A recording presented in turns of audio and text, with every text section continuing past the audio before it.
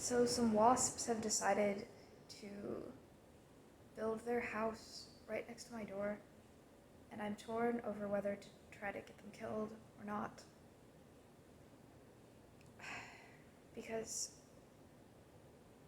like, we're both living entities. I would not want someone treating me the way that I'm considering treating these wasps.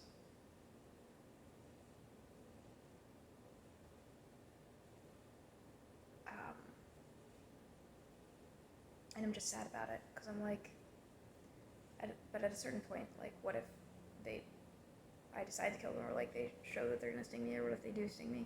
Then I would get them killed, and then I would have done harm, and then it would be essentially karma, which would be passed around. And there's so much of that. It's done all the time by everybody, and nobody pays attention to it. And the world is awash in repercussions and consequences that will never, ever, like, be.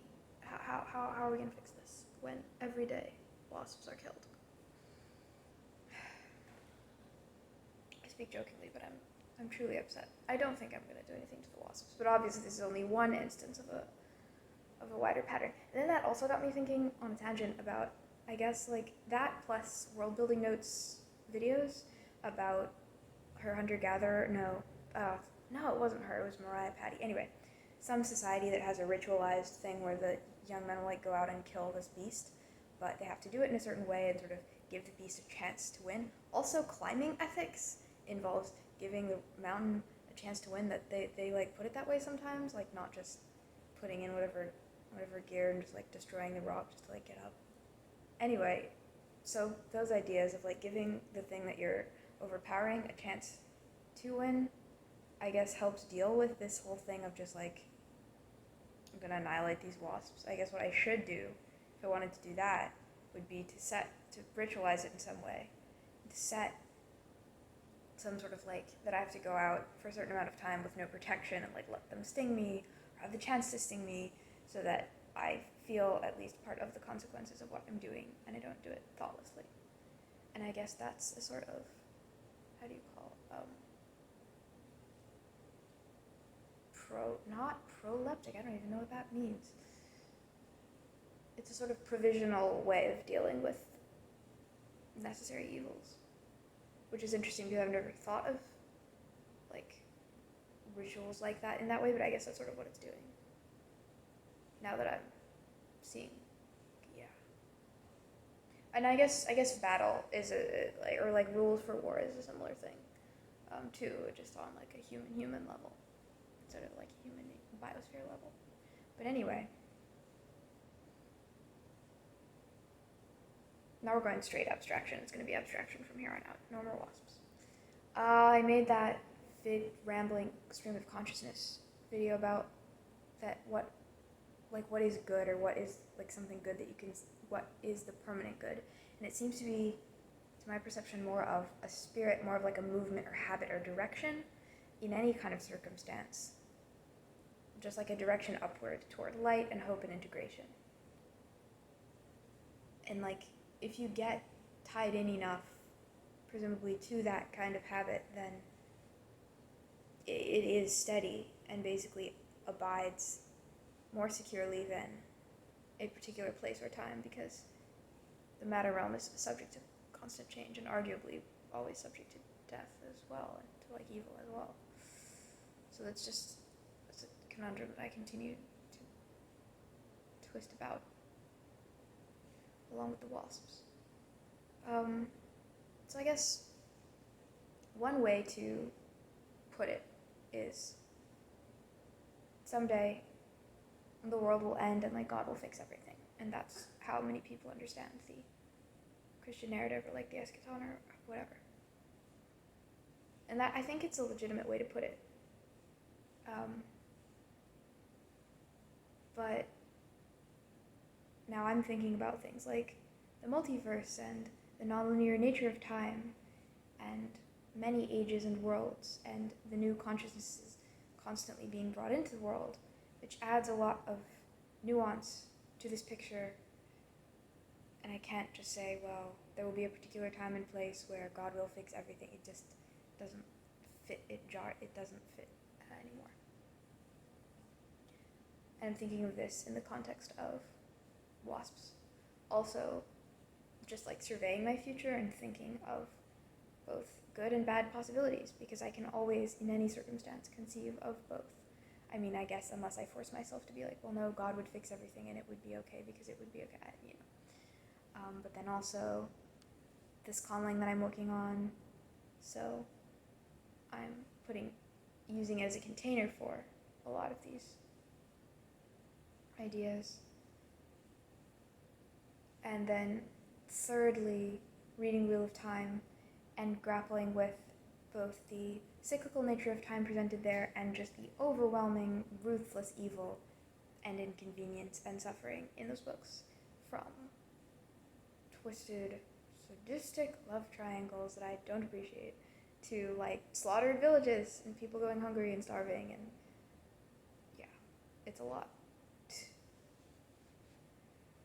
to sort of look at and be like, where does this fit?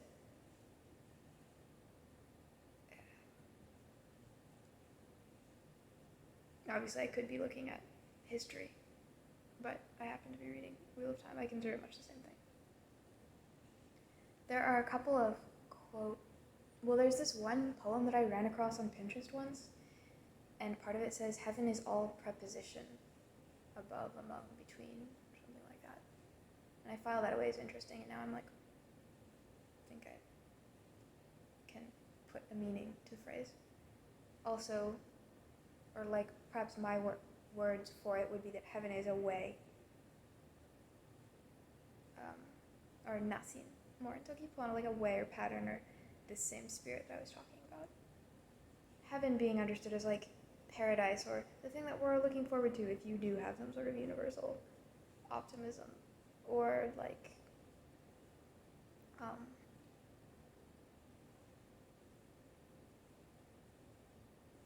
the kingdom. I don't know who my audience is for. My audience is really still myself. I'm just doing this to clarify my own ideas, but if I ever have a more defined audience, I have to figure out terms that I can use consistently, because sometimes I just don't want to talk. And I'm conscious that whatever words come out of my mouth, everybody's going to have a different thing like beneath them, and it's a wonder that the world goes on at all. How much miscommunication. Then again, I guess we do have things like the killing wasps, or if you want to take that a little further, I think Ender's Game shows how that could work on a wider interspecies scale, or like between more conscious or higher level species. Oh man, it makes me despair of everything sometimes Ender's Game. It's like, because it feels so plausible, the kinds of miscommunication. Anyway, so in that kind of an environment, there's so many variables and constant change, at least on the level of matter. What do we do? What does it mean that God's going to fix everything, or will God, or whatever? Sometimes I think of like a sort of tapestry of, as it were, which representing space and time, of like, as it were, light and dark, good and evil, life and death, creation, destruction, safe places, unsafe places, etc.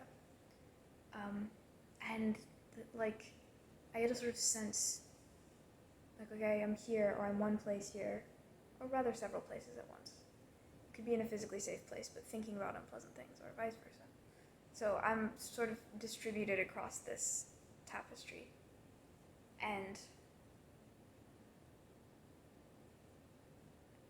the way of like the kingdom or paradise or heaven would be to distribute oneself rightly, to continue to distribute oneself rightly, like to highlight and align oneself into the good sort of threads and like patterns within that constantly moving and shifting tapestry. And so that's one picture that's growing. The other one, I guess, being keeping in mind a sort of hierarchy that has become quite fixed in my thought. I'm sure you can find more nuanced versions of this in like the ancient philosophers that I haven't read, but like the source or God or being beyond being consciousness and bliss, which is really beyond existence at all. Then as soon as you get into, then you sort of come down from that. So it's like a pyramid, your source, and that would be like pure good, right? But that doesn't even like really exist. I don't know. As soon as you get into the realm of existence, it becomes divided, and I think the most basic division between like self and other becomes divided, and you just get more and more and more and more division, right? And so I'm sort of getting how the ancient conception of matter is that which is divided, that which is multiple, and also that which is changing, and also that which is obscure, and many people extend that to corrupt, or at least that which has the potential to be corrupt, certainly. So there's like the pattern realm, or I guess there's like source, and then the pattern realm, and the matter realm, and it's all a gradient. But I have that sort of in the back of my head, and I can place things on it. And I guess the tapestry would be also distributed across that. It would be like a 3D thing distributed across that pyramid. Yeah. So levels. I mean, obviously one way of conceiving of heaven or perfection would be simply the source itself, but that doesn't even exist. I don't know, I think it's kind of a cop-out. If the only way to go to heaven or to be at peace is to be completely go back to source and cease to exist at all, then the entire project of the existence is like a failure. And I don't know. That's a very unchristian idea at the very least, but yeah. So aligning oneself as a sort of habit and movement in more and more into the light places and the right places for oneself in this tapestry across all of the levels.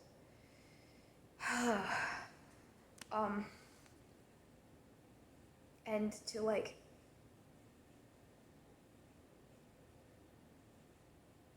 more and more, this also ties into the fall, or like what is wrong being a lack of connection to source. Not being the existence of the body or the existence of that particular realm, but that being all there is, and not being able to see or feel past that up to the places where there is less corruption and things are a little bit more stable, but also less particular. Like there's good anyway. So if this is done, or the more that this is done, this correct alignment within the tapestry, I span the entirety of that hierarchy more and more, like all the way touching source, but then also to the very bottom and like the most particular and most changing and most subject to evil, or you could even say to the depths of hell. And I think in Christianity, Christ is this figure that spans the entirety, that is in heaven, but also touches the very, very depths of evil and is constantly holding things and dragging things up. And so like becoming ourselves images of that sort of pattern. I guess a tree is a good image too. A little bit more concrete, like having the roots sunk very, very deep, having the top touching also the highest, and being in a movement of like integration and like holding together. So that's what I'm looking at as far as what I should be trying to do. Not dissolving entirely up, not obviously dissolving entirely down into despair, but spanning everything at once, more and more. Now, as far as like history and temporality, and thinking about this again in the context of stories, because I'm currently shoving a story into my head at a very fast rate, and watching people's whole lives play out. That's sort of another complication. Like, what does that look like? What would that feel like to be sort of existing across all the levels at once? And I think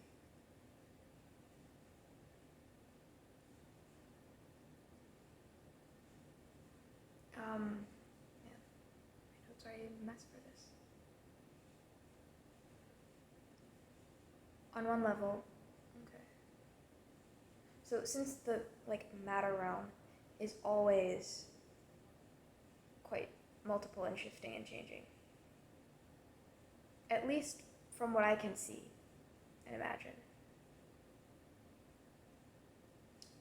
a good story, as understood as a like linear story,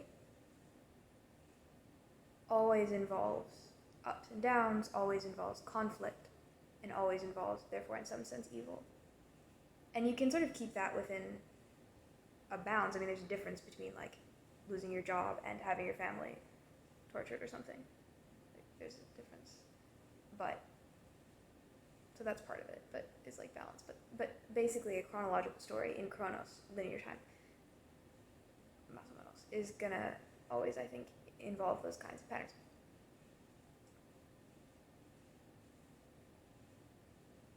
But I think that isn't to say like that it'll never be good, or that like everything won't be okay, or that the story will not have a good ending. I don't know.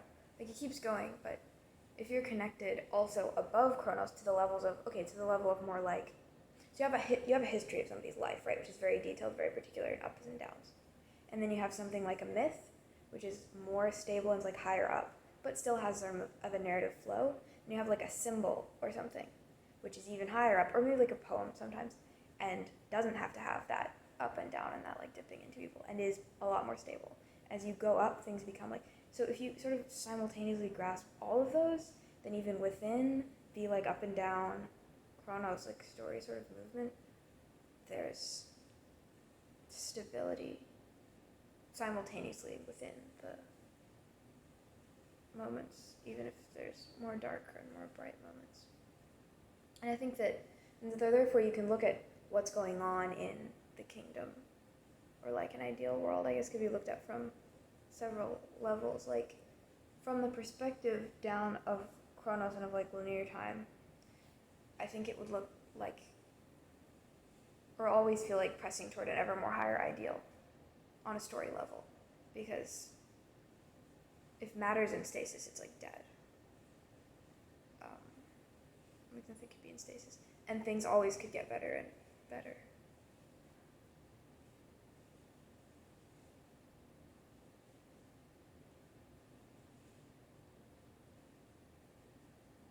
Okay, wow. So pressing toward an ever higher ideal. And then I don't know, I guess that remains the question of, well,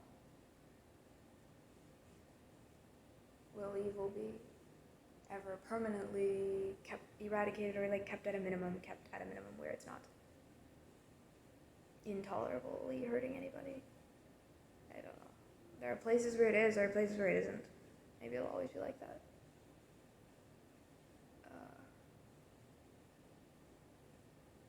But again, that would be more on the lower level. I guess a concrete example of somebody who is already living in this way is like this Orthodox priest I heard about, who was in prison, and all he had was like him in his jail cell and his kit to do communion.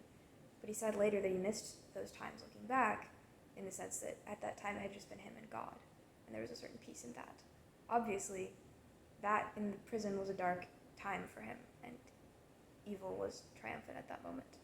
But he was connected higher up to where that story, and like it being a dip in the story, did not entirely, he was not just in the jail cell, he was like also simultaneously on a higher level and with God. So he was distributed, as it were. If you think of the tapestry and the levels, he was distributed only partly down in like the matter realm, because he had other parts of him up here, which could not be touched by all of this. And the higher you get, the less the evil can touch you. But, yeah.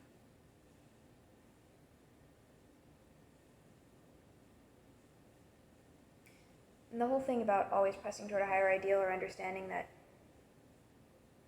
perfection looks different on different levels, and you can't expect static perfection on like the physical level. That's just not how matter works.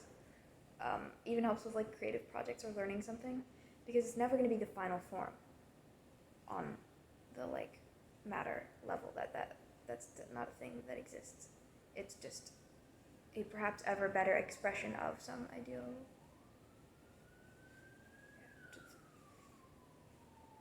And then I had another thing, but I don't know if it's even relevant.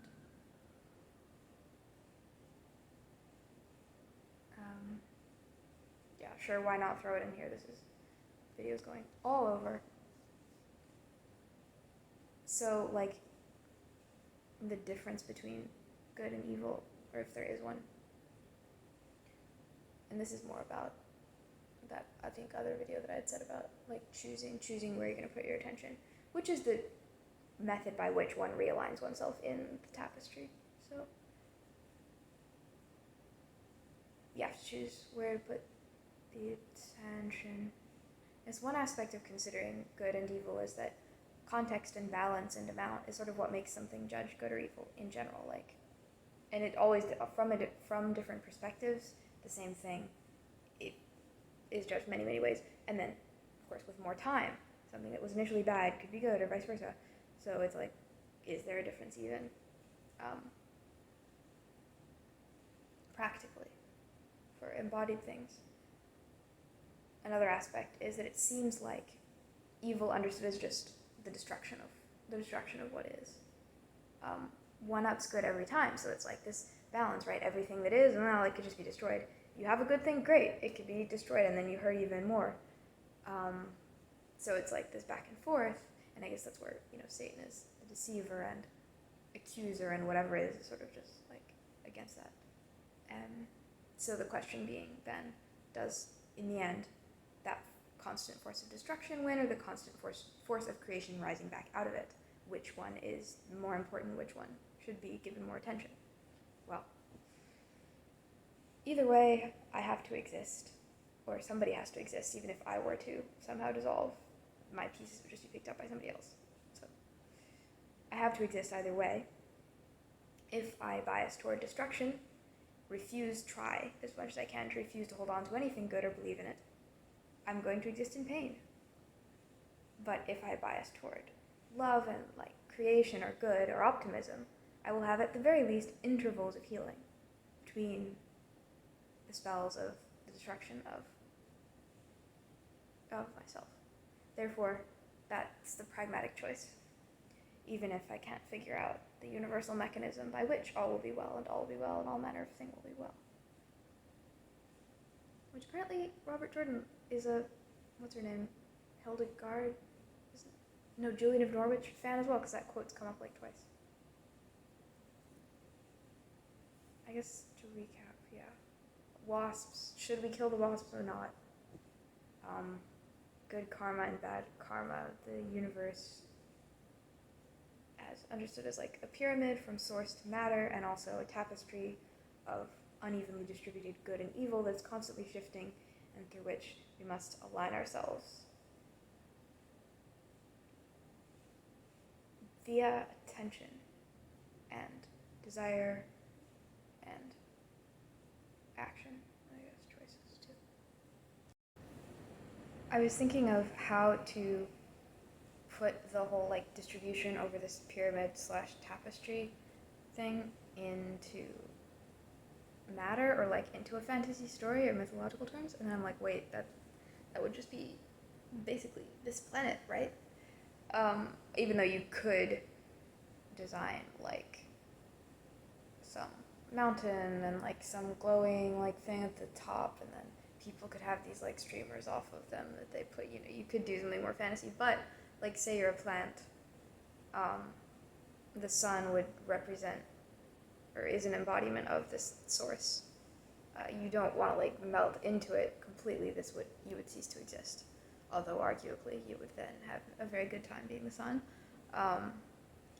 But you want to like be in the light at the right distance. So, and to grow yourself, your body, across more and more space in the light spaces, right? And to get more and more light and to stay in those spaces. And it's a constant process of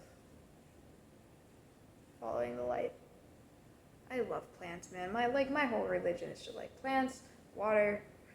I thought of a third, or like trees especially. I thought of a third thing, but I can't remember what it is ever. I've forgotten it. Anyway, I guess the human version of that is, well, it's a little more complicated for humans because we need a lot more threads than plants do. But like to grow, I guess to stay obviously and live in a good surroundings, then also, I guess, extending your family out and giving them good positions, or like your tribe and like your nation, to cover the earth with